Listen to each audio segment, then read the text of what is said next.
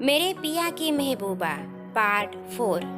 Mummy जी न जाने क्यों हर बात में मेरे खानदान को घसीट लाती थी। पहले पहले तो मैंने अंशुल से कोई शिकायत नहीं की कि कहीं उसे अपनी मम्मी की बुराई अच्छी ना लगे, लेकिन कब तक चुप रहती या किससे कहती। इसलिए हार कर एक दिन मैंने अंशुल से उसकी मम्मी के व्यवहार पर नाखुशी व्यक्त की।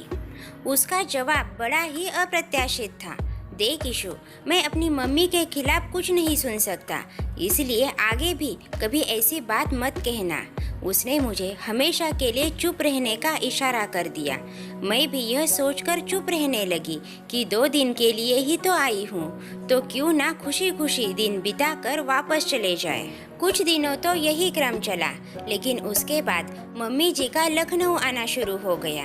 बाद में जब भी आती, हफ्ते भर पहले से कभी न जाती। उन्हें इस बात की भी चिंता न रहती कि घर पर पापा जी अकेले हैं।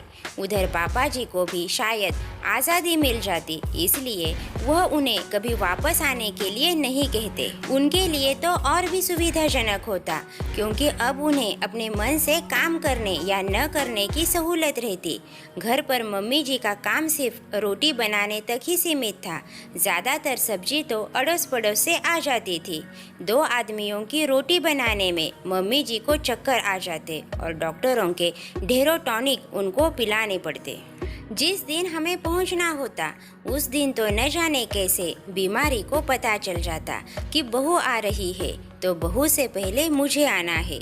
जब घर पहुंचते तो वह सिर पर अपना दुपट्टा बांधे कमरे में अंधेरा किए बिस्तर पर पड़ी दिखाई देती। क्या बताऊं, 2 दिन से बीपी हाई हो गया है, सर दर्द से फटा जा रहा है। जाते ही उनका बीमारी का बखान वाला टेप रिकॉर्डर चालू हो जाता। यूँ बता, अब क्या हमारी उम्र है रोटी पोने की? बहू के आने का हमें कुछ तो फायदा हुआ ना।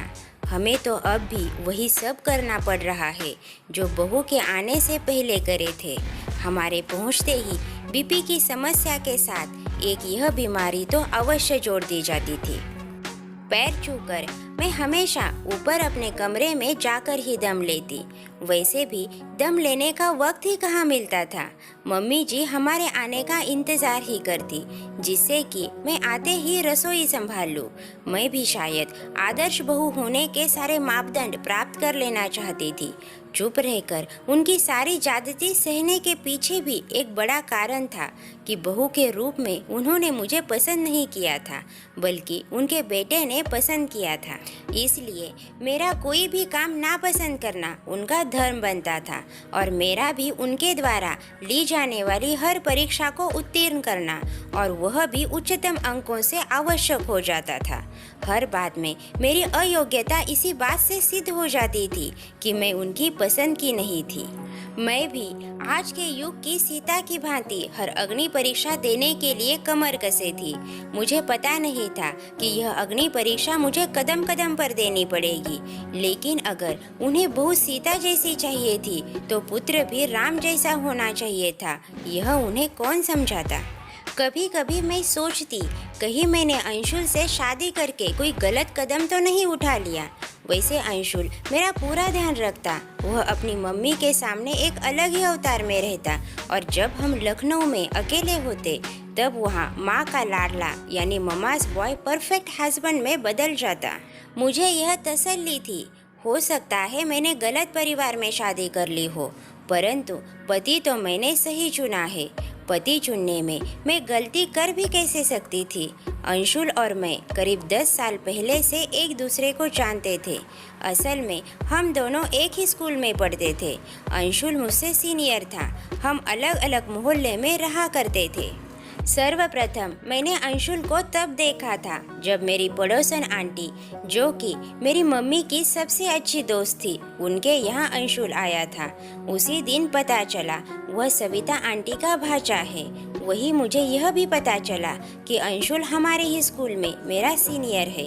मैं 9वीं में और अंशुल 11वीं कक्षा में पढ़ते थे। हम दोनों की दोस्ती सविता आंटी के यहाँ मिलते जुलते गहरी होती गई और इतनी गहरी हो गई कि हमें पता ही नहीं चला कब हम एक दूसरे से प्यार करने लगे। 12वीं कक्षा में आने पर एक दिन अंशुल ने मुझसे अपने प्रेम का इजहार किया। मेरे भी दिल में प्रेम का अंकुर फूट चुका था, लेकिन मैं यह भी जानती थी कि मेरे रूढ़िवादी परिवार में कोई भी मेरे प्रेम संबंध को विवाह में तब्दील नहीं होने देगा।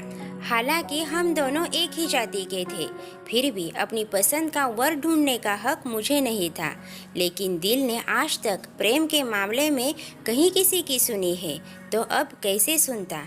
अंशुल को भी इस प्रेम संबंध को विवाह की मंजिल तक पहुंचने की राह में आने वाली अड़चनों का आभास था, लेकिन उसको यह भी पता था कि जिस माँ बाप ने आज तक उसकी हर एक छोटी बड़ी जिद को पूरा किया है, तो वह इस जिद को भी जरूर पूरा कर देंगे। हम दोनों की बोर्ड की परीक्षा समाप्त हो चुकी थी। प्रतियोगी परीक्षाओं के रिजल्ट आने का इंतजार हो रहा था। अंशु को यकीन था किसी अच्छे इंजीनियरिंग कॉलेज में एडमिशन अवश्य हो जाएगा। वह पढ़ने में वैसे भी हमेशा से अव्वल आता था। तभी एक दिन शाम को मुझे अंशुल ने मिलने के लिए बुलाया। इन दिनों हम बाजार जाने का बहाना करके मिल लिया करते थे। वैसे मैंने उसको मना किया था कि मुझे कभी फ़ोन न करे, क्योंकि उन दिनों मेरे पास अपना फ़ोन नहीं था। मेरे गिने चुने मित्र ही मुझे मम्मी के फ़ोन पर कॉल किया करते थे। ईशु, तेरे किसी दोस्त का फ़ोन है, कहकर मम्मी ने मुझे फ़ोन पकड़ा दिया और काम में लग गई। मैं बोल रहा हूँ अंशुल, उधर से आवाज़ आई।